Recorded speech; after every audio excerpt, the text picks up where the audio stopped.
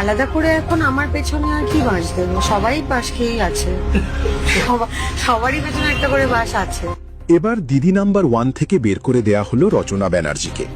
রচনা ব্যানার্জির জায়গা দখল করলো স্বস্তিকা মুখার্জি। এই নিয়ে স্বস্তিকা মুখার্জি বলেন, সবাই পেছনে বাঁশ খেয়ে আছে, আমি আর কি বলবো। কেন রাজনীতি করতে গেল রচনা?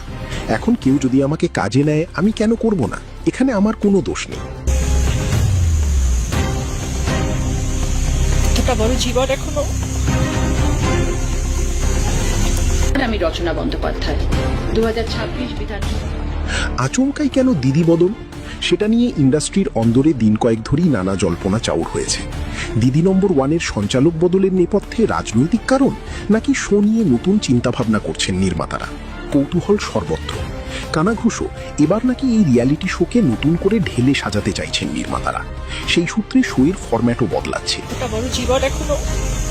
এখন হচ্ছে আমাদের রচনা, মানে দিদি নাম্বার 1, আপনারা জানেন এই নামেই ও পরিচিত। আর সেই প্রেক্ষিতেই দিদি নম্বর 1-এর সঞ্চালক হিসাবে নতুন মুখ নিয়ে আসার পরিকল্পনা করেছেন তারা। সম্প্রতি জানা যায়, দিদি নম্বর 1-এর জন্য রচনা বিশেষ সময় দিতে পারছিলেন না, যে কারণে মাঝের কিছু পর্বে সীতা ভট্টাচার্য এবং রুবেল দাস সঞ্চালনা করেছিলেন। এদিকে জানা যায়, সাম্প্রতিককালে স্বস্তিকা মুখোপাধ্যায়ের কাছেও সঞ্চালনার প্রস্তাব গিয়েছিল। যদিও নির্মাতারা পাকাপাকিভাবে কিছু জানাননি, তবে দিদি বদলের গুঞ্জন নিয়ে আপাতত টেলিপাড়ার অন্দরমহল সরগরম।